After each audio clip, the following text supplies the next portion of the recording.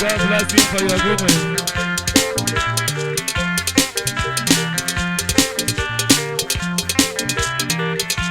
Dr. Karisika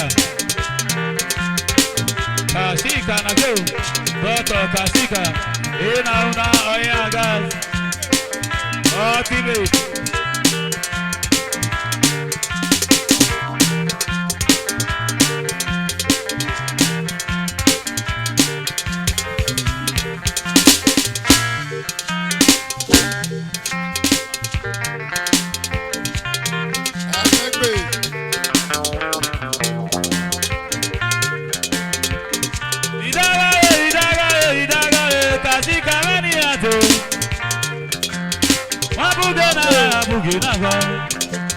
Abugena te yare.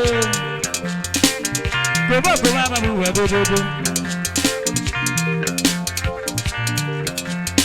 Ilari na gwa be igada ma le ba.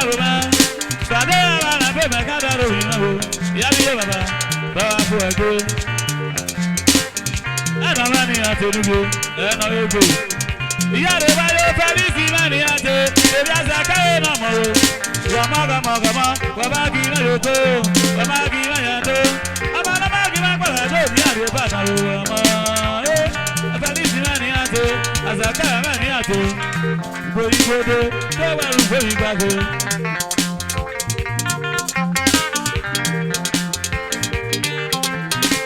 Mr. Sylvester ori agodo, ukwa mani ate nugo. Ukwa mani ate olema. Orudo mi mani ate, ukwa mani rada gwanya. Oya dara na re umoda mako.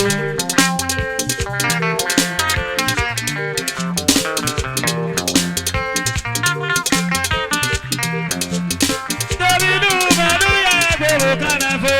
Wama kamba ti ma ide baka ogodogo ukwa. Uma ya gwa ita mi na ya re oba gwa bunwe. Aso na kwa uwo kaya kwe. Izaloga na bomaya. Izaloga na bomaya. Baba maya re mama me ya ge ase. Ukwa mari atodugo.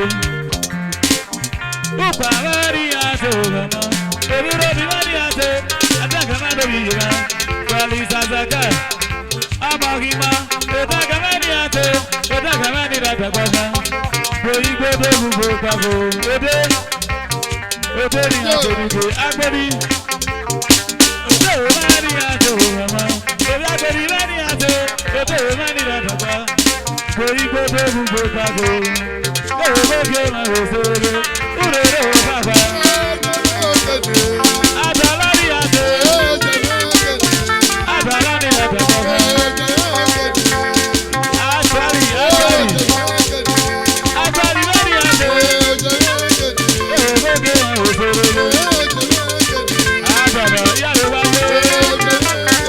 Oboge ma hosere.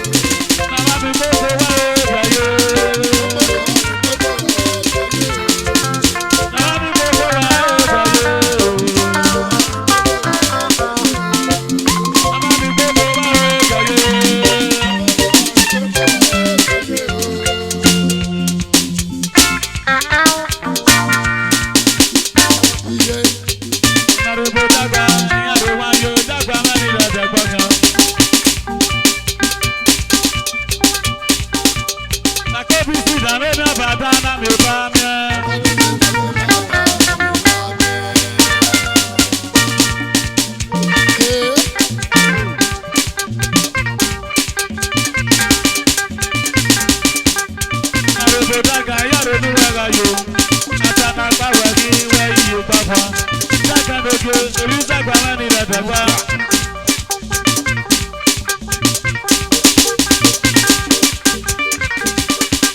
Ọ̀pá àwọn gbogbo bí ọ̀nyẹ́wò ọ̀fìdí jẹ. Ọ̀pá àwọn nọ́mọ̀ yàrá ìmọ̀gá yóò dàgbà mọ́ ni ìdàgbà kan. Iye pọ̀ fọ́nìtọ̀ yàrá ìmọ̀ yóò ọ̀pá àwọn ni ìdàgbà. Gbòdìgbòdò kò wẹ́rù gbòdì pàgò. Akóbísí ìdánlódé bàtà lábò bá mẹ́.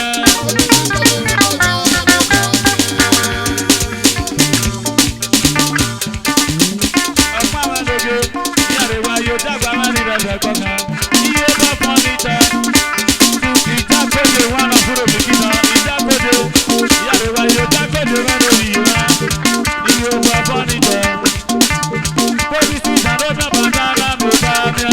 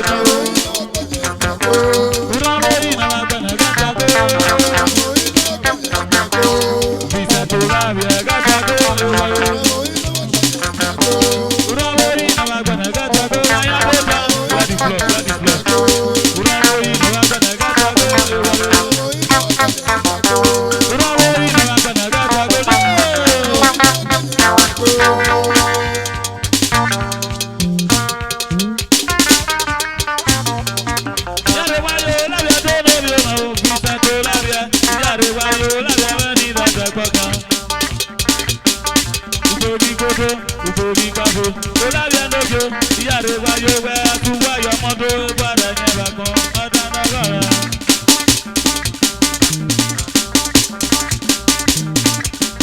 Maka, Uwaka, Kakasara.